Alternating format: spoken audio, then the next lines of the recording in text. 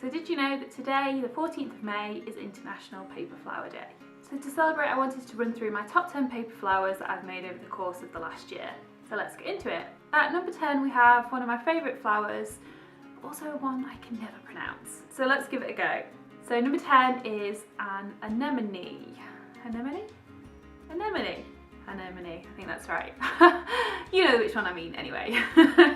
I first started making this flower to go in one of my other bouquets, which is going to actually feature later on in this list, but I soon realised it's actually quite versatile to use in all sorts of different bouquets. Initially I just thought because it's black and white it's quite limiting in where you can use it, but actually it can go with all sorts of different bouquets. And I also really enjoyed playing with different colours with this as well, so I created a navy blue, bronze and white option, which actually, although it's probably not very botanically correct, looks really good, especially in bouquets where you don't want the harshness of a black.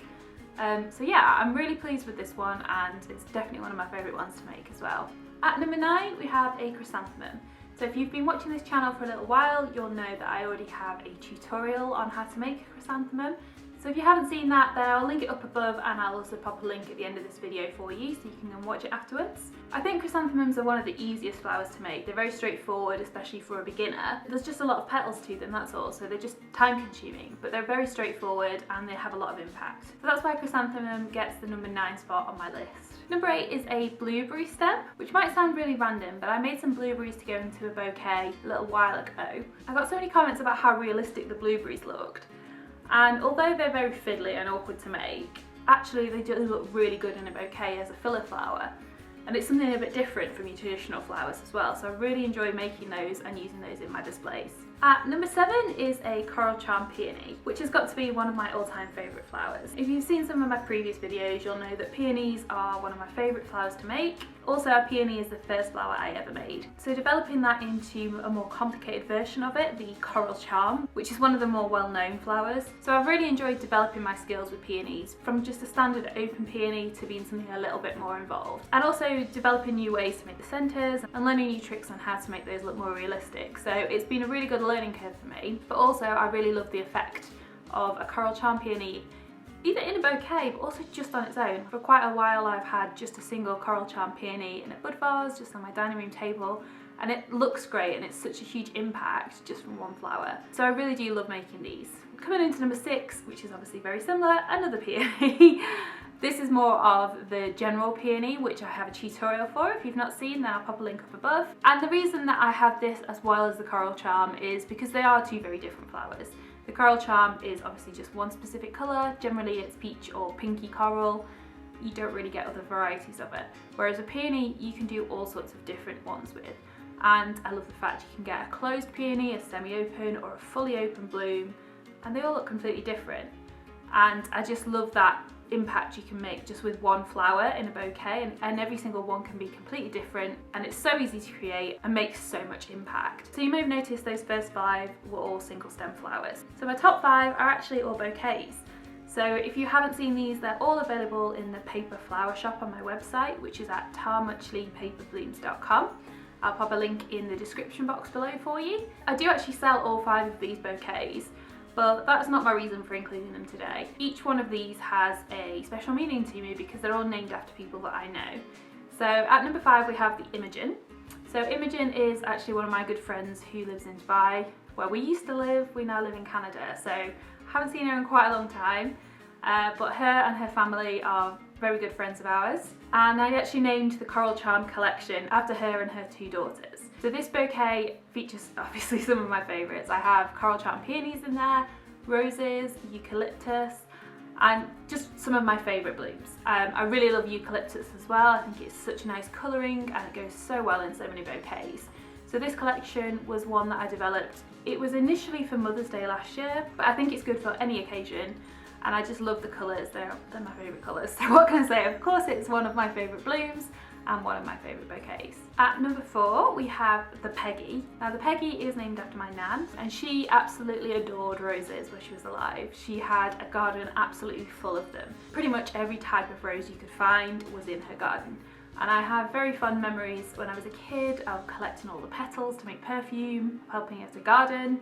Although I probably didn't do much gardening, I probably was more of a hindrance than a help, but I thought I was helping. And yeah, I had really good happy memories of being in the garden tending to the roses with her. So the Peggy bouquet is named after her, and it features all sorts of different roses. I have a grandiflora rose, I have a garden queen, there's a Blythe spirit, there's your standard tea rose. I have all sorts of different roses in this bouquet, and actually researching the different types, playing with different colours and different methods for colouring the petals really brought back happy memories for me. So yeah, that is why the Peggy bouquet hits the number 4 spot. At number 3 we have the hazel, and the hazel is named after my mother-in-law. So this is a tropical bouquet. It features some of my favourite tropical flowers, and that actually reminds me of her because she loves all things bright and bold and colourful, and yeah, it totally reminded me of her when I was designing it.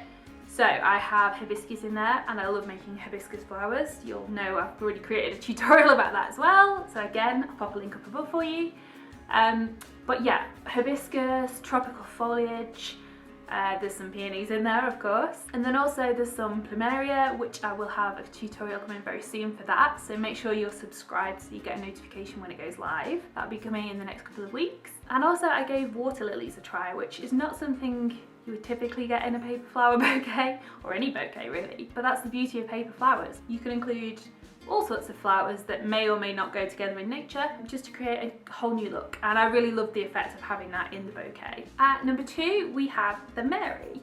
So the Mary is also named after my nan, obviously another nan, and this one is all inspired by her and the colours I often see her wearing. This really nice blue colour is something that just I associate with her completely. Whilst I was designing this bouquet, she actually sent me a bunch of real flowers for my birthday. And I don't know if it was intentional or not, she had no idea I was designing it. They had almost all the same flowers in, so it features chrysanthemums, hydrangeas, there's some roses, there's some anemones. I also have some of the blueberry stem in there as well, but it was all very, very similar, the same colourings and everything. It was almost like she just read my mind. It was so spooky because I mean she's in the UK and I'm in Canada, so how could she have known that? So far away. But anyway, this bouquet really does remind me of her. I love the fact that it's a classic bouquet, which also reminds me of her, and I think it just looks great in any environment. It's the sort of bouquet which will work well in any home. And at number 1 we have the Billie Jean. So obviously you've probably noticed I've named bouquets after both of my nans and also my mother-in-law. So of course the number 1 spot was named after my own mum. So my mum's name is obviously not Billie, it's a nickname. Her middle name is Jean, and also my grandmother, her mum, who unfortunately died before I was born, was named Jean. So the Billie Jean came about when I wanted to design flowers which reminded me of her, and I knew in turn would remind her of her mum. So the two go hand in hand. It heavily features purple and freesias because those are the two things my mum has always loved. She has purple and pink everything, and in fact she's recently started following my tutorials, and the first thing I said when she ordered some crepe paper was that she would order some purple and some pink crepe paper, and she didn't disappoint. So this purple and pink bouquet was designed around her.